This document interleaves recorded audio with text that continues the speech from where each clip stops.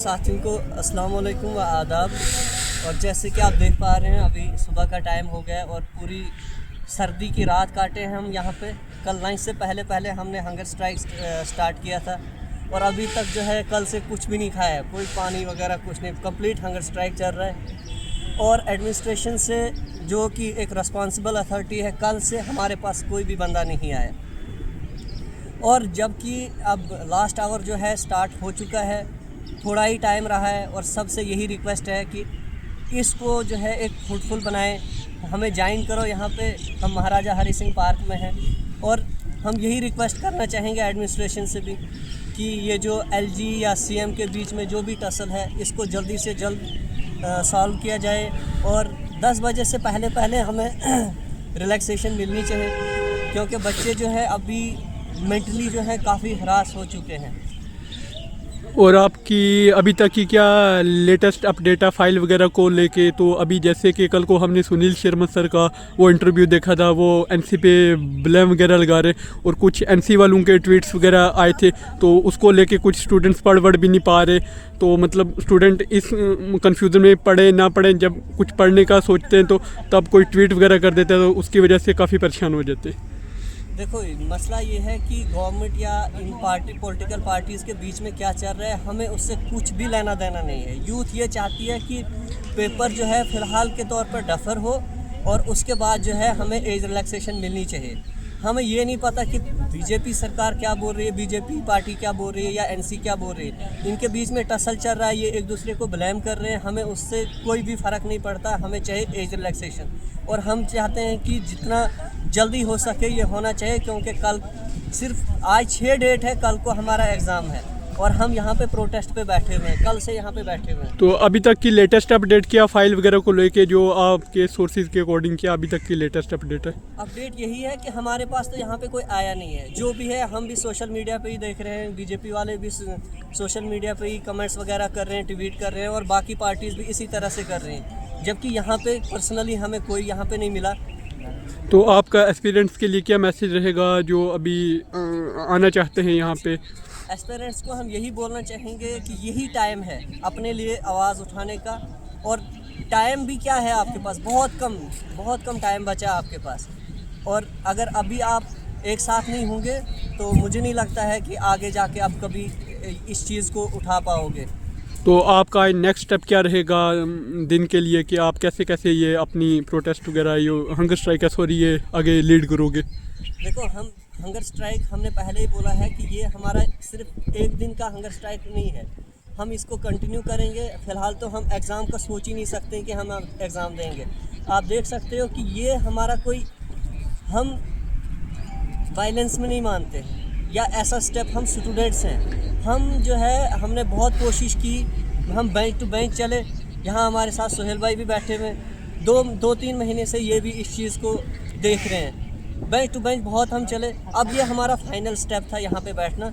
और क्योंकि हम मजबूर हो चुके हैं, हमारे पास कोई अल्टरनेटिव नहीं बचा हुआ, इसलिए हम यहाँ पे अभी बैठे हुए हैं। तो एक वन मोर क्वेश्चन कि ये सिर्फ जस्टिस जेके स्टूडेंट्स के साथ क्यों हो रहा है? क्योंकि अगर रेस्ट ऑफ द स्टेट्स हम देखें, हर एक पीएससी में मतलब मिनिमम 37-40 मतलब हर एक को एज लिमिट दी हुई है। तो जेके भी इंडिया का पार्ट है, तो यहाँ पे फिर इतना वो इनजस्टिस हमारे स्टूडेंट्स के साथ क्यों हो रहा है? यही तो सबसे बड़ी बात है कि जैसे हमारे एलजी साहब है, यूपी से आते हैं, वहाँ 40 ईयर्स एज है स्टेट पीएससी में।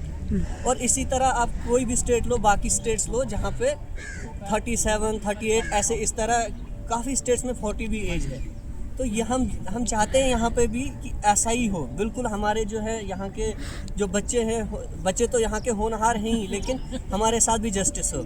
और दूसरी बात ये है कि यहाँ पे सबसे पहले जो 24 का जो एग्ज़ाम हुआ उसका अभी तक रिज़ल्ट भी नहीं इन्होंने मतलब वो क्लियर प्रोसेस नहीं किया है और अभी ये नेक्स्ट ले रहे हैं। और पीछे आपको सबको पता ही है, अब इससे कोई बेखबर तो है नहीं कि कोविड में कितने एग्ज़ाम्स हुए और बच्चों का जो है, बच्चों को पूरे अटेम्प्ट्स भी नहीं मिल रहे हैं और वो जो है उनकी एज पास हो रही है। तो हम यही चाहते हैं कि उनको मौका मिलना चाहिए। कुछ लोग इंटरव्यू में जाके बाहर हुए हैं, तो मतलब एक डिज़र्विंग कैंडिडेट्स हैं काफ़ी, जो जो जिनको एक मौका जो है डिज़र्व करते हैं। जैसा एक NCA के सर का ट्वीट आया था, तनवीर सादिक आई थिंक उनका नाम है, तो उनने बोला था कि आज से 2-3 दिन पहले के उमर अब्दुल्ला सर ने फाइल अप्रूव करके भेज दिया LG ऑफिस में। तो उसके बाद जो LG ऑफिस की तरफ से जो अपडेट आई थी उसने ये बोला था कि कुछ लॉजिस्टिक उन सब के कारण कि वो वापस भेज दिया। और अभी तक की जो रिसेंट अपडेट है कि यह है कि अभी वो फाइल का कहाँ पे है, वो GAD में है या फिर LG सर के पास वो पहुँच चुकी है।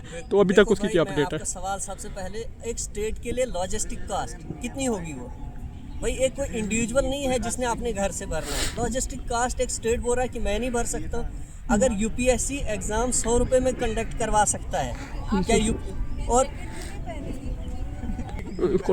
अगर UPSC 100 में एग्ज़ाम करवा सकती है, और यहाँ पे सबसे पहले PSC कितना चार्ज करते हैं?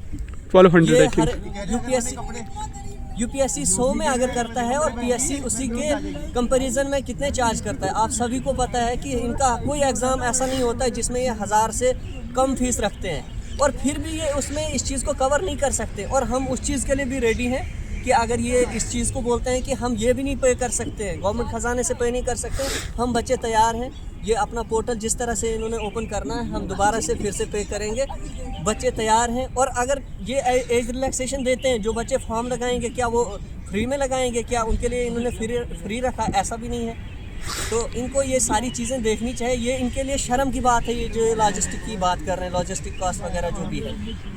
तो अभी और बाकी चीज़ जो है, हम बच्चे बेवकूफ़ नहीं है कि हम अपनी मर्ज़ी से इनका वेट कर रहे हैं कि हमें मिलेगी, क्योंकि हमें बार बार इनकी तरफ से, चाहे LG एडमिनिस्ट्रेशन हो या डिफरेंट पार्टी जो है, इन्होंने बार बार ये इस चीज़ का हमें जो है एश्योरेंस दिया है कि हम इस चीज़ को करेंगे, हम आपको एज रिलैक्सेशन देंगे, तभी हम इस तरह से यहाँ पे बैठे हुए हैं। नहीं तो हमें कोई शौक नहीं है। आप सर्दी देख सकते हो, कितनी ठंड है, माइनस में टेम्परेचर चल रहा है कुछ जगहों पे, और बच्चे जो हैं इस चीज़ से सफ़र कर रहे हैं। और यूथ का यार सबसे बड़ी बात यह है कि अब यूथ के साथ ये कर रहे हो, क्या आप मैसेज देना चाहते हो? Okay, thank you so much sir.